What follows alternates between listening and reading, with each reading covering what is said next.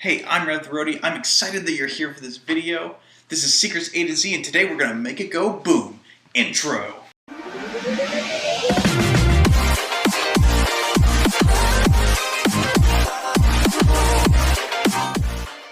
Our hero today is Cannoneer Lugnut, and what this ability is, it's a passive one. We get 1 extra damage every time you play an attack card, but only if we have access to 3 different orders at the same time. So we're gonna get some access today using none other than blacksmiths, and we're gonna run 3 of them, more than we'd ever want to run normally, but it's all about getting the right stuff into place. The items that we're equipping for this are Tempest Rod and Swarm Collar, and we're going to run multiple copies, and you're going to see just how many copies we run at the end of the video, and this is because ultimately we want those extra ones to make sure, A, that we are getting them, because this build is dependent entirely on us having access to those elements, but also we want to use them in order to pay for some of our combos and to do some other sorts of things. So stick around, we're going to see what that is later in the video. And with our combos in mind, that's why we have a couple Dust Fiends in this list, to make sure that we can pay for the combos without delving too deeply into the other cards that we'd rather be using to attack.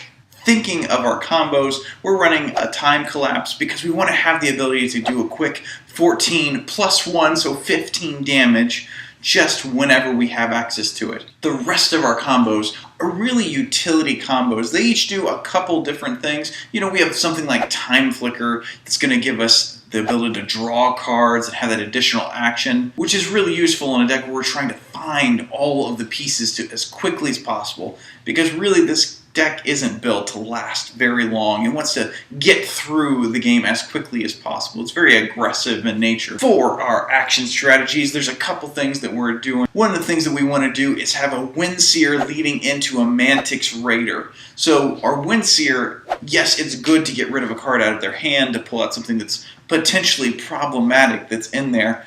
But what we really want to do is take a look at the hand and see exactly what we need to name with our Mantix Raider to get the maximum bang for our buck.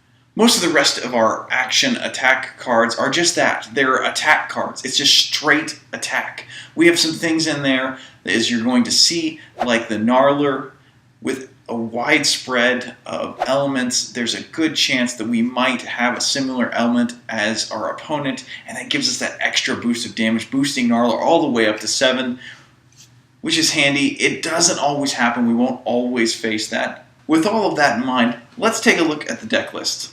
The list includes Nitro Heal, Time Collapse, Time Flicker, Living Whirlpool, Flying Debris, 3 copies of Crazed Bomber, 3 Loopers, 3 Tyrex Mercenaries, 3 Tyrex Fixers, 3 Tantosian Blacksmiths, 2 Tempest Rods, Windseer ×2, 2 Dust Fiends, 1 Dancing Flutterer, 2 Swarm Callers, 2 Symbiotic Gnarlers, 2 Infected Wasps, and 2 Mantix Raiders.